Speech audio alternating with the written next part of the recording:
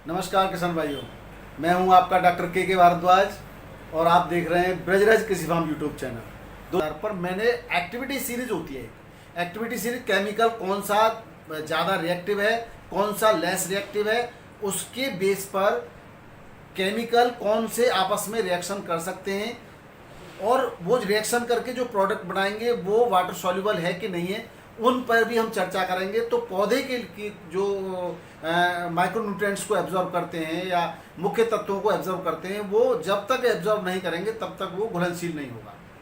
क्योंकि पौधे पानी भी कैसे लेते हैं, पौधे पानी डायरेक्ट आपने वो जो पानी दिया उस पानी को थोड़ी एब्जॉर्ब करते हैं। वाटर ड्रॉपलेट्स की फॉर्म में मिट्टी के अंदर जो पानी इकट्ठा होता है उस पानी को शिरिकाओं के द्वारा, छोटे छोटे जो होते हैं हेयर रोम्स होते हैं, उसके द्वारा एब्जॉर्ब करते हैं। तो इसी पर हम वीडियो लेके आए। तो सबसे पहले मुख्य तत्व की बात कर रहे हैं, पोटास। पोटास में भी देखो दो तरह की पोटास आती है, एक आती है MOP। इसके अंदर क्या होता है, इसके अंदर क्लोरीन होती है। तो क्लोरीन जो होती है वो जो है खेत में काफ़ी कुछ नुकसान पहुंचाती है। इसकी बात करें तो अगर MOP में इसमें क्या होता है 60% पोटेशियम और 47% क्लोरीन होती है। और अगर हम इसकी जगह SOP का प्रयोग करते हैं तो ज़्यादा बेहतर होता है। अगर आपकी मिट्टी क्षारीय है, सैलाइन जो है सॉइल है, उसमें तो आप MOP का बिल्कुल भी प्रयोग न करें, उसकी जगह पे SOP का ही प्रयोग बेहतर रहेगा। साइंटिस्ट कोई भी, ये मैं जो आपको बता रहा हूँ ये एग्रीकल्चर यूनिवर्सिटी चंडीगढ़ और एग्रीकल्चर यूनिवर्सिटी है उत्तर प्रदेश की, लखनऊ की, दोनों की रिकमेंडेशन के हिसाब से मैं बात कर रहा हूँ आपको। तो यहाँ पर SOP में 48% पोटाश होता है और 18% सल्फर होता है। सल्फर जो होता है वो बैक्टीरिया रोधी होता है, फंगस रोधी होता है, जबकि क्लोरीन आपकी सैलाइन यानी कि उसके अंदर क्षारीयता को और बढ़ाएगा। इसमें अगर आप MOP यूज करते हैं तो MOP सीधा खदान से निकल के आता है और सीधा खेतों में लाल रंग का होता है, दानेदार आपने देखा हो मिट्टी होती है, वो सीधा खेतों में आ जाता है। इसके अंदर साल्ट इंडेक्स यानी कि इसके अंदर नमक की जो मात्रा होती है वो 116 होती है, और जबकि SOP के अंदर क्लोरीन को खत्म कर दिया जाता है प्रोसेसिंग के थ्रू, और जो साल्ट इंडेक्स है उसके अंदर वो जो है 46 होता है, यानी कि वो उसके अंदर नमक की मात्रा कम होती है, जो मिट्टी को के लिए हानिकारक कम है और ये मिट्टी के लिए हानिकारक ज़्यादा, वो लगभग ना के बराबर हानि पहुंचाता है। अगर हम पानी में घुलनशीलता की बात करें तो दोनों ही अच्छी तरह से पानी में घुलनशील है। अगर घुलनशील नहीं होगा तो पौधे को पूरी मात्रा इसकी नहीं मिलेगी। और लीचिंग की समस्या आती है MOP में, SOP में लीचिंग की समस्या बिल्कुल नहीं आती। इसके अलावा क्षारीयता को MOP और बढ़ा देगा, जबकि SOP क्षारीयता को नहीं बढ़ाता है। तो इसलिए SOP यानी सल्फेट ऑफ पोटाश का यूज करें तो ज़्यादा बेहतर है, और उसको कम मात्रा में भी यूज किया जाता है। अगर उसका 1.5 बैग ले रहे हैं तो इसका 1 बैग से ही काम हो जाएगा, यानी MOP का अगर 1.5 बैग लेते हैं तो SOP का केवल 1 बैग ही यूज करें। इसके बाद हम माइक्रोन्यूट्रिएंट्स की बात कर लेते हैं। तो माइक्रोन्यूट्रिएंट्स में आपको zinc, sulphur, magnesium, iron, boron, cobalt, manganese, इसका आपको प्रयोग करना होता है। ये सूक्ष्म आंतरिक तत्व कहलाते हैं। इसकी ज़्यादा मात्रा की आवश्यकता नहीं रहती, लेकिन बहुत कम मात्रा आलू के पूर्ण विकास के लिए अति आवश्यक है। तो सबसे पहले हम बात करें जिंक की, तो जिंक पौधों की बढ़वार को बढ़ाएगा और जिंक सल्फेट की फॉर्म में ये बाजार में मिलता है, और इसको जो है जिंक को DAP के साथ मिला करके या करके भी बिल्कुल न डालें खेतों में। और अगर आपको बुवाई में देना है तो चिलेटेड जिंक को 700 ग्राम प्रति एकड़ की मात्रा लेकर के 700-750 ग्राम प्रति एकड़ आप डाल सकते हैं। ये क्या करेगा, ये आपके पौधों के हार्मोन्स को भी नियंत्रित करता है। बात सल्फर की करें तो सल्फर जो है अमीनो एसिड को नियंत्रित करता है, प्रोटीन निर्माण में सहायता करता है, पौधे की ग्रोथ को नियंत्रित करता है, पौधे का डेवलपमेंट करता है, और फोटोसिंथेसिस, मुख्य रूप से ये सब चीज़ें जो भोजन बनाने की प्रक्रिया है पौधों के अंदर, उसके अंदर क्लोरोप्लास्ट यानी कि जो हरा रंग होता है उसका वो, और उसमें मैग्नीशियम भी होता है, उसका जो मुख्य तत्व है मैग्नीशियम है, और सूर्य का प्रकाश और पौधों से जड़, और उसके अंदर भोजन के लिए अन्य माइक्रोन्यूट्रिएंट्स की आवश्यकता होती है, और कार्बन डाइऑक्साइड ये वातावरण से लेकर के जो है भोजन बनाते हैं, उस प्रक्रिया में सहायक होते हैं अमीनो एसिड्स। इसकी जो मात्रा लेनी है आपको सल्फर की, वो 5 से 7 kg प्रति एकड़ लेनी है। ये 70 से 80 रुपये किलो या 100 रुपये किलो तक अधिकतम मिल जाता है।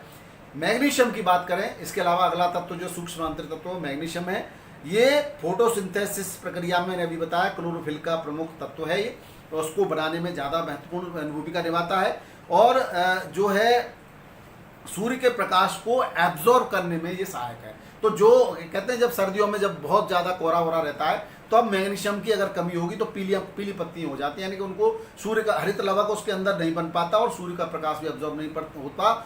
इसकी वजह से जो उनके फूड बनने की प्रक्रिया है वो स्लो हो जाती है और ट्यूबर जो होता है वो मोटा होने के बजाय वो छोटा छोटा रह जाता है। तो क्यों छोटा रहता है? आप बहुत सारी चीज़ें के छोटा रह गया, आलू को बढ़ाने की दवा, मोटा करने की दवा डालते हो। अगर आपने पूरी प्रोसेस को ध्यान से देखा है और मेरी बात को समझ में आ रही है तो आप निश्चित रूप से आपको अच्छे प्रोडक्शन प्राप्त होगा। अब बात ये मैग्नीशियम सल्फेट की फॉर्म में मिलेगा, इसको 6 से 10 केजी प्रति एकड़ में आपको डालना है। अब दूसरा अगला तत्व है आयरन। आयरन फेरस सल्फेट की फॉर्म में प्राप्त होता है। ये भी फोटोसिंथेसिस, क्लोरोफिल निर्माण और सेल ग्रोथ में सहायक होता है। सेल मतलब इसके कोई भी पौधे की बॉडी या हमारी बॉडी भी जो सबसे छोटा जो तत्व होता है वो सेल होता है, इसको कोशिका कहते हैं। तो कोशिका विभाजन में यानी पौधे को निर्माण में ये सहायक होता है। आयरन बहुत कम मात्रा में आवश्यक होता है लेकिन जरूरी होता है।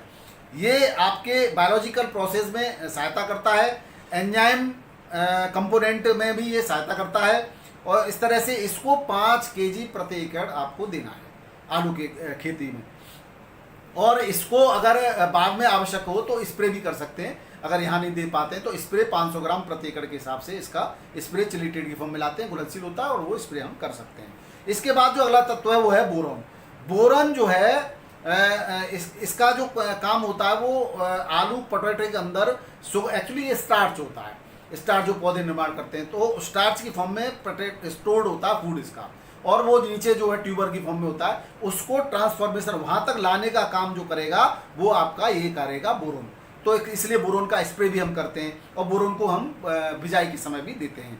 ये सेल डिवीजन में भी मदद करता है, यानी कि पौधे की बढ़वार में भी सहायता करेगा, पौधे के विकास में भी सहायता करेगा और अमीनो एसिड प्रोडक्शन में, यानी कि वहाँ जब हम उसके नाइट्रोजन के लिए अमीनो एसिड, इसके एक तत्व प्रमुख तत्व है, इसमें भी पौधे के अंदर बहुत सारे न्यूट्रिएंट्स होते हैं, उनको इकट्ठा करने में भी ये आपकी मदद करेगा। ये इसके अंदर जो है 14.8% FeSO4 में आयरन पाया जाता है और 4 केजी प्रति एकड़ के हिसाब से इसकी डोज आलू के खेतों में देनी होती है।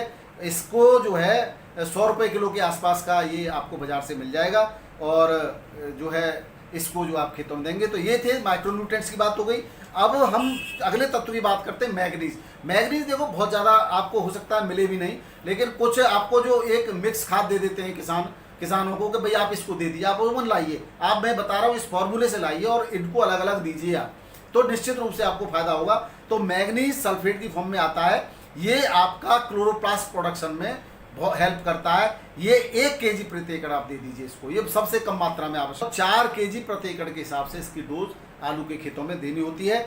इसको जो है 100 रुपये किलो के आसपास का ये आपको बाजार से मिल जाएगा और जो है इसको जो आप खेतों में देंगे। तो ये थे माइक्रोन्यूट्रिएंट्स की बात हो गई। अब हम अगले तत्व की बात करते हैं मैग्नीज। मैग्नीज देखो बहुत ज़्यादा आपको हो सकता है मिले भी नहीं, लेकिन कुछ आपको जो एक मिक्स खाद दे देते हैं किसानों को कि भाई आप इसको दे दीजिए, आप वो मत लाइए, आप मैं बता रहा हूँ इस फॉर्मूले से लाइए और इनको अलग अलग दीजिए आप, तो निश्चित रूप से आपको फायदा होगा। तो मैग्नीज सल्फेट की फॉर्म में आता है, ये आपका क्लोरोप्लास्ट प्रोडक्शन में बहुत हेल्प करता है। ये 1 केजी प्रति एकड़ आप दे दीजिए इसको, ये सबसे कम मात्रा में आवश्यकता होती है इसकी। तो ये भी 130 से 140 रुपये प्रति केजी के हिसाब से मिलता है। ये तो रहे आपके सूक्ष्म तत्वों की बात। सीड ट्रीटमेंट, सब सीड ट्रीटमेंट की बात कर लेते हैं। सीड ट्रीटमेंट बहुत ज़रूरी होता है। सीड ट्रीटमेंट करने के लिए, अच्छा एक सीड की साइज की बात करें तो साइज 40 से 50 ग्राम का सबसे बेहतर साइज होता है। अब ट्रीटमेंट 2 तरह से आप कर सकते हैं। अगर आप रासायनिक ट्रीटमेंट करते हैं तो आपको सिस्टेमेटिक और कॉन्टैक्ट फंगिसाइड और एंटीबायोटिक तीनों चीज़ों से ही सीड ट्रीटमेंट करना चाहिए। अगर आप कॉन्टैक्ट फंगिसाइड और सिस्टेमिक फंगिसाइड करते हैं तो कॉन्टैक्ट क्या होते हैं, कॉन्टैक्ट आपके ऊपर जो है लेयर बना लेता है, जो भी बैक्टीरिया या फंगस इसके कॉन्टैक्ट में आता है उसको खत्म कर देता है, और सिस्टेमेटिक उसके सिस्टम में यानी अंदर चला जाता है, और अंदर भी अगर कोई फंगस चला जाता है तो उसको ही मार देता है। इसलिए दोनों का ही प्रयोग करना चाहिए। आप थायोफ्लूजामाइड और थायोमेथोक्सेम एक्टारा का प्रयोग कर सकते हैं, जो हम करते हैं, ये सबसे बेहतर है। इसके अलावा बेंकोजेब वगैरह का आप करते ही हैं, वो भी आप कर सकते हैं। अगर आप जैविक तरीके से सीड ट्रीटमेंट करना चाहते हैं तो आप गौमूत्र और गाय का मठा और हींग ये लेकर के भी, और आप जो है अकौआ की पत्ती का जो है अरक वो ले सकते हैं। उसके अलावा बढ़िया ट्रीटमेंट हो जाता है। नीम ऑयल, ये सब चीज़ें ले सकते हैं। इसके अलावा आप जैविक ट्रीटमेंट के लिए ट्राइकोडर्मा और जो है ट्राइकोडर्मा डाल करके भी सीड ट्रीटमेंट किया जा सकता है। तो सीड ट्रीटमेंट की ये अलग विधियाँ हैं। और अगर जो लोग बिल्कुल ही जैविक विधि से खेती करना चाहते हैं उनके लिए ये केवल सीड ट्रीटमेंट भी जैविक ही करना चाहिए। तो ये थे इस सीड ट्रीटमेंट की बात हो गई। अब अगर हम बात करें कि क्या जो है मिलाना चाहिए खादों में, क्या नहीं मिलाना चाहिए, तो खादों में मिलाने के लिए आपको मैं बता दूं, ये चार्ट आपको है, इसका आप स्क्रीनशॉट ले लें या डाउनलोड करने के बाद इसका एक बिल्कुल चार्ट अपने मन में बिठा लें। तो बिल्कुल क्या क्या नहीं मिलाना चाहिए वो मैं बता देता हूं। तो कैल्शियम नाइट्रेट के साथ अमोनियम नाइट्रेट को बिल्कुल नहीं मिलाना चाहिए। पोटेशियम सल्फेट के साथ कैल्शियम नाइट्रेट को बिल्कुल नहीं मिलाना चाहिए। अमोनियम फास्फेट के साथ कैल्शियम नाइट्रेट को नहीं मिलाना चाहिए। ये तो रही बात। इसके अलावा आयरन यानी FeSO4 फेरस सल्फेट की बात कर रहे हैं हम, जिंक, कॉपर, मैग्नीज, इनके सल्फेट की फॉर्म में आते हैं। तो ये जो माइक्रोन्यूट्रिएंट्स हैं इनको DAP के साथ कभी नहीं मिलाना। DAP अमोनियम फास्फेट आता है, डाई अमोनियम फास्फेट, तो उसके साथ कभी नहीं मिलाना दोस्तों। इसके बाद चिलेटेड अगर आपको डालना है खेत में, तो चिलेटेड में अगर आपने आयरन, जिंक, कॉपर, मैग्नीज ये लिया है तो इसको आप तुरंत मिला करके तुरंत डाल दीजिए। ये तो आप कर सकते हो, लेकिन मिला करके रख दिया तो ये इसका एक प्रेसिपिटेशन हो जाएगा और ये इंसॉल्युबल हो जाएगा वाटर के अंदर, तो ये पौधे को मिलेगा नहीं। तो न तो आपको जिंक मिलेगा और न DAP मिलेगा, दोनों में नुकसान पहुंचाएगा। इसका विशेष ध्यान रखें आप। आपको यूरिया में क्या नहीं मिलाना है? यूरिया में कैल्शियम सल्फेट नहीं मिलाना है। यूरिया में सिंगल सुपर फास्फेट नहीं मिलाना है। यूरिया में सुपर फास्फेट नहीं मिलाना है। यूरिया में ट्रिपल सुपर फास्फेट नहीं मिलाना है। टॉप पोटास भी नहीं मिलाना है। ज़्यादातर मॉडरेट ऑफ पोटास MOP मिला करके देते हैं, मैंने भी देखा है और पहले मैंने भी दिया है, लेकिन जब से मैंने इस पर रिसर्च करना शुरू कर दिया, देना बंद कर दिया।